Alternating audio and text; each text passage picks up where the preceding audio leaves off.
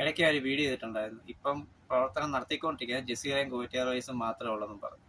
ഇപ്പം ഇന്നലെ ഒരു അറിയിപ്പ് വന്നിട്ടുണ്ട്, നിലവിൽ ഇപ്പോൾ പ്രവർത്തനം നടത്തുന്നത് ജസീറയും കുവൈറ്റ് എയർവേസും മാത്രമേ ഉള്ളൂ എന്നുള്ളത്. ഇപ്പോൾ ഞാൻ പറയാൻ ഉദ്ദേശിച്ചതെന്ന് വെച്ചാൽ, ഇതിൻ്റെ പേരും പറഞ്ഞ് ഫ്ലൈറ്റ് എല്ലാം ഓപ്പൺ ആയെന്നും പറഞ്ഞ് കുറേ കള്ള ട്രാവൽ ഏജൻസികൾ ഇറങ്ങിയിട്ടുണ്ട്.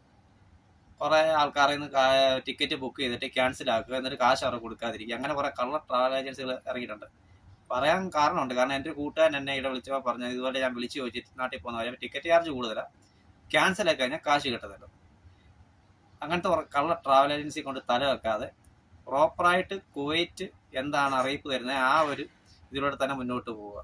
അല്ലാതെ ട്രാവൽ ഏജൻസികൾ പറയും എല്ലാ ഫ്ലൈറ്റും ഓപ്പൺ ആയി, ഇന്ന ഫ്ലൈറ്റ് ഉണ്ട്, ആ ഫ്ലൈറ്റ് ഉണ്ട്, ഈ ഫ്ലൈറ്റ് ഉണ്ട്, അതിലൊന്നും പോയി തല വെക്കാതിരിക്കും. കൂടുതലും പോയി തല വെക്കുന്ന പാവപ്പെട്ടവരാണ്. കാരണം നാട്ടിൽ പോകാനുള്ള വെച്ച് അവർ ഭയങ്കര തല വെക്കും. 10, 200, 300 ദിനാറായാലും വേണ്ടില്ല, എങ്കിലും നാട്ടിൽ പോകുന്ന കണക്കുള്ള അവർ ഭയങ്കര തല വെക്കും.